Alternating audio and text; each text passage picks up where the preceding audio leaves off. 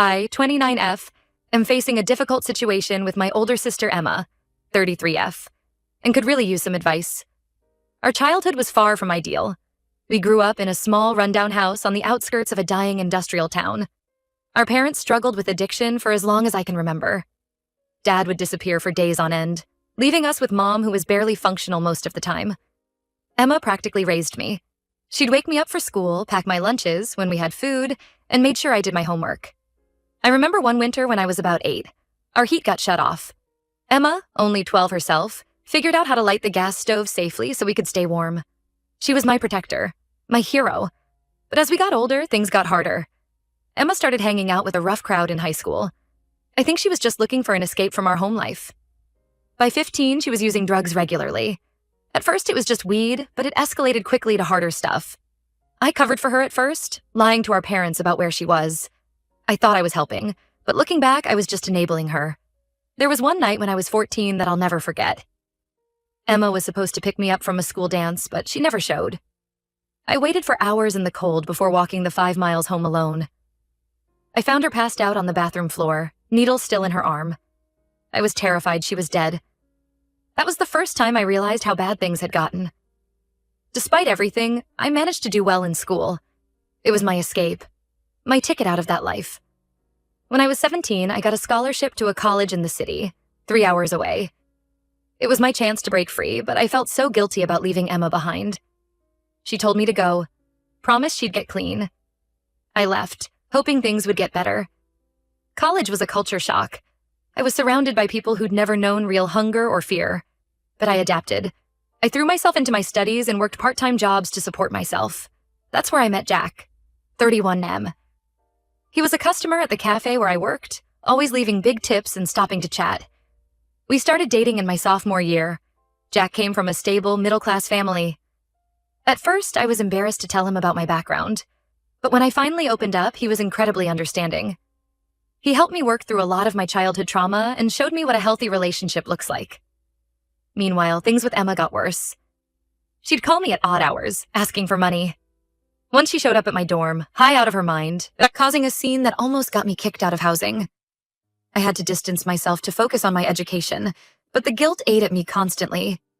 After graduation, Jack and I got married and started building the stable home I'd always dreamed of.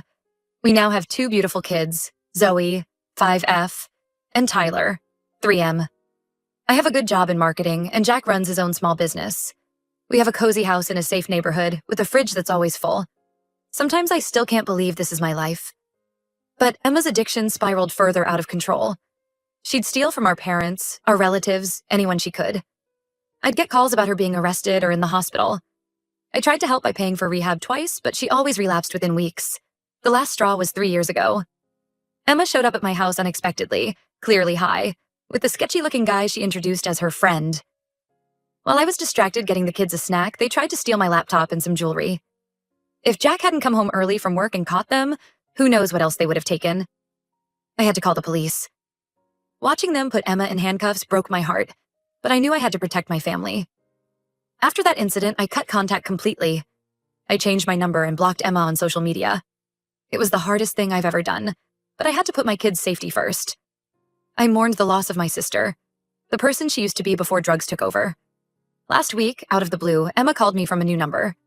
She was crying, saying she's 6 months clean and has nowhere to go. Apparently, she got evicted from her apartment and lost her job at a gas station.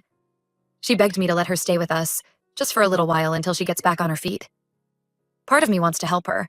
Despite everything, she's still my sister. I remember the brave girl who protected me from our parents' fights, who made sure I always had something to eat, even if it meant she went hungry. I miss the person she used to be before the drugs took over. But I'm terrified of letting her addiction back into my life. What if she relapses? What if she steals again? My kids barely know her. Zoe has only met her once, and Tyler's never even seen her in person. How can I bring that uncertainty into their lives? I've worked so hard to create a stable, loving home for my family. The thought of jeopardizing that terrifies me. But then I think about Emma out on the streets, alone and desperate, and my heart breaks all over again. Jack says it's ultimately my decision, but I can tell he's wary. He's seen how much Emma's actions have hurt me over the years. He's worried about the kids, about the potential impact on our marriage. My in-laws think I'm crazy for even considering it. They say I need to protect my children above all else. I told Emma I'd think about it, but I honestly don't know what to do. Am I a terrible sister if I say no? How can I help her without risking everything I've built? The guilt is overwhelming, but so is the fear. Some additional background. Our parents are still alive, but they're in no position to help. Dad's been in and out of jail for drug-related offenses, and Mom's in a nursing home with early-onset dementia, likely caused by years of substance abuse. They burned bridges with most of our extended family years ago. I feel like I'm the only one left who might be able to help Emma, but I'm also the one with the most to lose. How do I balance my responsibility to my sister with my duty to protect my children? How can I help her without enabling her addiction? I'm so torn and could really use some outside perspectives. Has anyone else been in a similar situation? How do you help an addict without sacrificing your own well-being? Any advice would be greatly appreciated. Update. 1. Thank you all for your advice and support on my last post. The outpouring of responses, both from people who've been in similar situations and those offering outside perspectives, has been overwhelming. I've spent the last couple of weeks processing everything and wanted to give an update on the situation with my sister Emma. After a lot of soul-searching and many long talks with Jack, I decided I couldn't let Emma stay with us. The risk to my family felt too high, especially given her history of theft and erratic behavior. It was an agonizing decision, but ultimately I had to prioritize my children's safety and the stability we've worked so hard to create. I called Emma to explain my decision. I told her I love her and want to support her recovery, but having her in our home isn't an option right now. I tried to be gentle but firm, explaining that while I believe in her desire to change, I needed to see sustained sobriety and stability before I could consider integrating her back into our lives. Emma didn't take it well.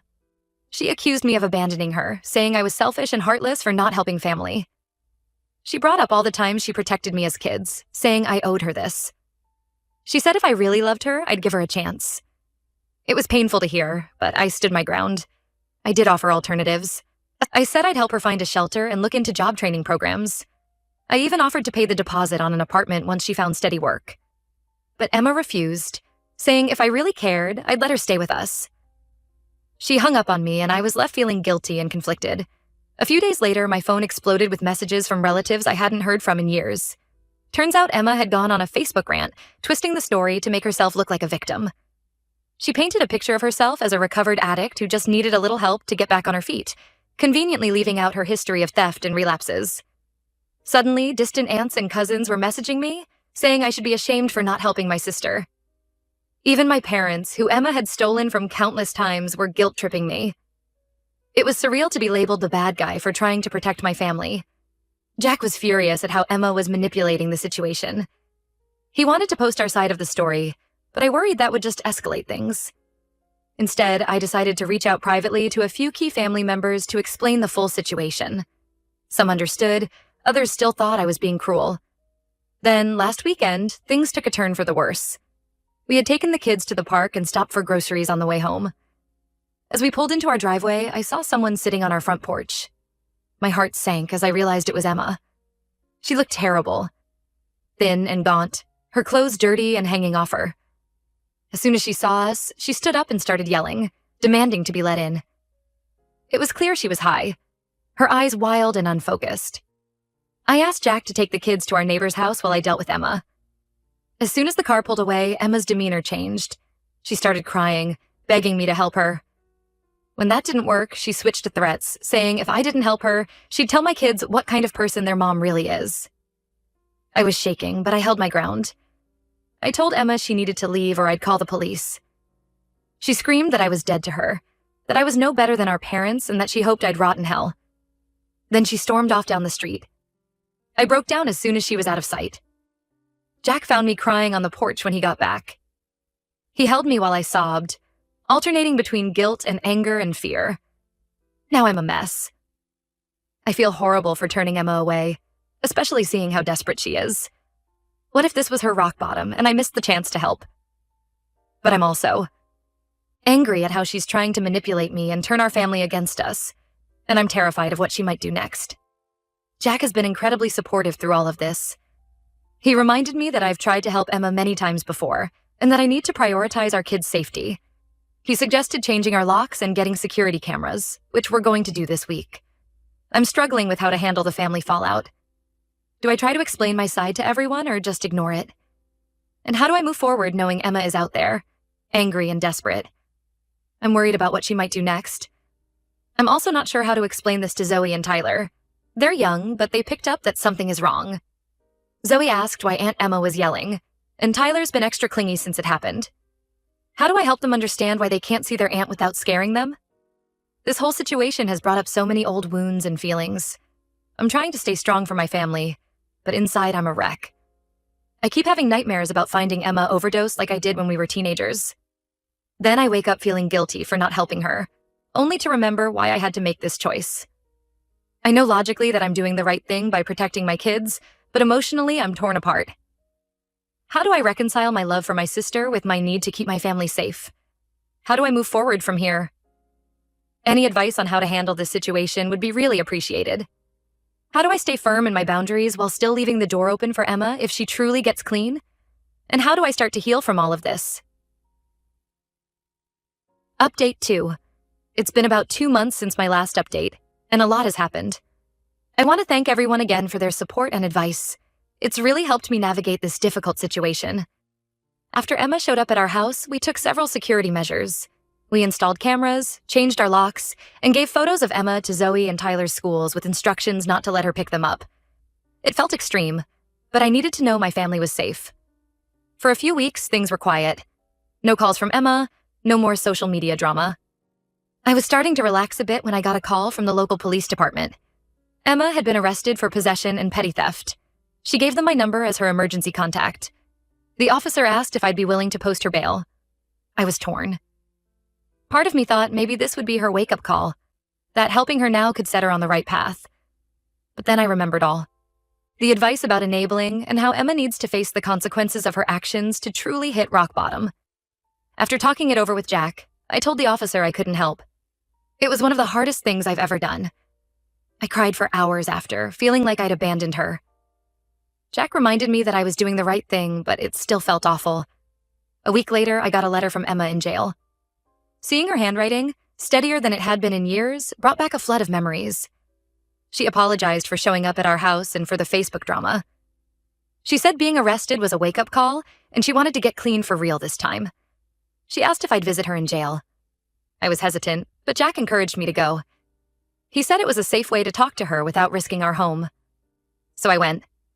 Seeing Emma in that visiting room was surreal. She looked healthier than she had in years.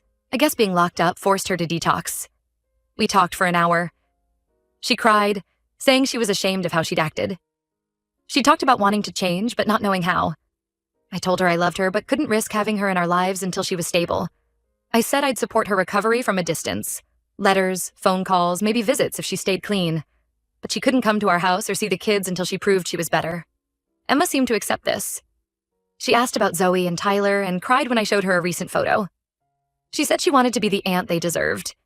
It reminded me of the protective big sister she used to be, before the drugs took over. After the visit, I felt cautiously hopeful. Emma seemed sincere about wanting to change. But I've been burned before, so I'm staying guarded. Emma's still in jail awaiting trial. Her public defender thinks she might get mandated rehab instead of prison time because it's her first felony charge. Part of her sentence might include making amends to people she's hurt. I'm not sure how I feel about that. I'm still struggling with family fallout.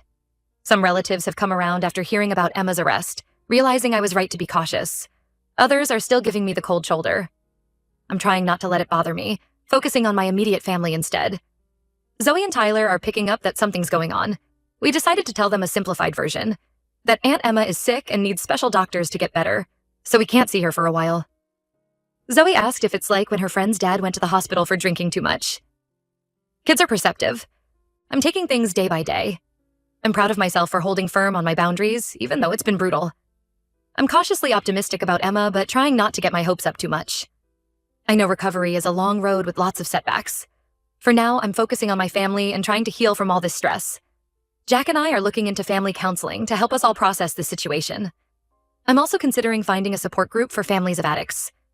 I still have moments of doubt and guilt, but I'm trying to remind myself that I'm doing the best I can in a difficult situation. I'm hoping that by maintaining boundaries while still offering support, I can help Emma without endangering my family. Thank you all again for your support and advice. It's really helped me stay strong through this mess. Update 3. It's been about 6 months since my last update. I wanted to share how things have progressed with my sister Emma and our family situation. Emma completed her mandated rehab program and has been clean for 4 months now. She's living in a halfway house and attending regular NA meetings. We've been in contact through letters and weekly phone calls. It's been nice to talk to her without the chaos of addiction clouding everything. Last month, Emma asked if we could meet in person. I was nervous but agreed to meet at a coffee shop. Jack came with me for support. Seeing Emma clear-eyed and healthy was emotional. We talked for hours about her recovery, her hopes for the future, and how she wants to make amends. Emma apologized again for her behavior, especially for showing up at our house and scaring the kids. She said she's working through the 12 steps and wants to make things right, but understands if I'm not ready to forgive her yet. She shared some of what she's learned in therapy about our childhood and how it affected us both. I told Emma I'm proud of her progress, but need to see sustained change before I can fully trust her again. We agreed to keep in touch and maybe work towards supervised visits with the kids if she stays clean. It was a positive conversation, but I'm still cautious. Things aren't perfect. Emma still struggles with cravings and has had a couple close calls with relapse, but she's using her support system and coping strategies instead of giving in. It's a daily battle for her. She started working part-time at a local diner and is taking classes at the community college. Small steps, but in the right direction. As for our extended family, most have come around now that they see Emma is genuinely trying to change. A few are still frosty towards me, but I'm learning to let that go. I know I did what was best for my kids. Zoe and Tyler ask about Aunt Emma sometimes. We've told them she's feeling better but still needs to focus on her health before she can visit. They seem to accept this, though Zoe says she misses Emma's silly jokes. We've started letting them talk to her on the phone occasionally, which has been nice. Jack and I have been attending a support group for families of addicts. It's been helpful to connect with others who understand what we're going through. We've learned strategies for setting boundaries and supporting recovery without enabling. I'm still working on my own issues. Years of stress and trauma don't disappear overnight. I've started journaling and taking a yoga class to help manage my anxiety. Jack and I are also in couples counseling to work through some of the strain this situation has put on our marriage. Last week, Emma asked if she could come to Zoe's upcoming birthday party. I'm torn about it. On one hand, Emma's been doing well, and it would mean a lot to her. On the other, I'm worried about disrupting Zoe's day if things go badly. Jack thinks we should give it a try, with clear boundaries set beforehand. I haven't decided yet. I'm cautiously optimistic about the future, but I'm also protecting my heart. I know recovery isn't linear, and there might be setbacks. For now, I'm taking it one day at a time and keeping firm boundaries while still offering Emma support from a distance. This whole experience has taught me a lot about setting boundaries, the complexities of addiction, and the importance of protecting my own mental health. It's been a difficult journey, but I feel stronger for having gone through it. There are still tough days. Sometimes I look at my kids and feel overwhelmed by the need to protect them. Other times I remember the sister who used to protect me, and I ache for what we've lost. But I'm learning to balance these feelings, to hope for the best while preparing for setbacks. Emma's birthday is coming up next month. I'm thinking of inviting her over for dinner, just her, me, and Jack after the kids are in bed. It feels like a big step, but maybe it's time. We'll see how things go. Thank you all for your support throughout this process. It's meant more than you know. If anyone has advice about reintroducing a recovering addict to kids, I'd appreciate it. Or just general thoughts on how I'm handling things.